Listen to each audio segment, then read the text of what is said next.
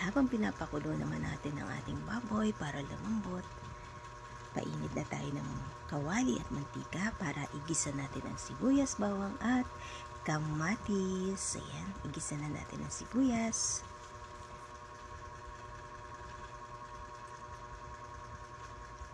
At isunod naman natin dito ang ating bawang.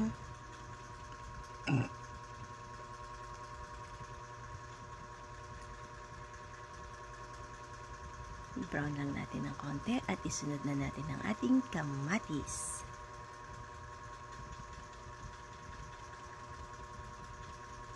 Ayan. Habang ginigisa natin ang sibuyas, bawang, kamatis, sinabay ko na rin ang pagpiprito ng talong sa gilid. At isunod natin ang bagoong. Ayan. So, hintay lang natin maluto ang bagoong bago natin ilalagay mamaya ang ating karneng baboy. Ayan. Simpleng ulam sa pananghalian.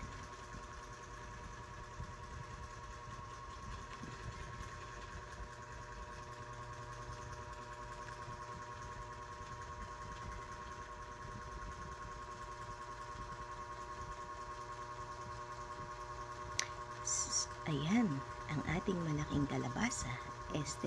Singkamas po yan na napakalaki, kasya sa isang barangay. Charot. At dahil luto ng ating bagoong, set aside naman natin, ilagay natin sa isang lagayan bago natin igisa ang ating baboy. Ayan. So, halu-haluin natin hanggang sa makoated siya at magkaroon lahat ng lasa. Dagdagan natin ng pampalasa ang ating bagoong. Ayan, gisa-gisa, halo-halo. Paluto na po siya.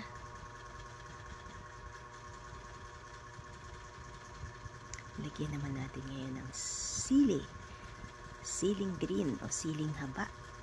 Pero hindi po siya maanghang. Ayan. So, luto na po siya. At ready to serve na. Sinamahan natin ito ng mangga, singkamas, at syempre, yung talong.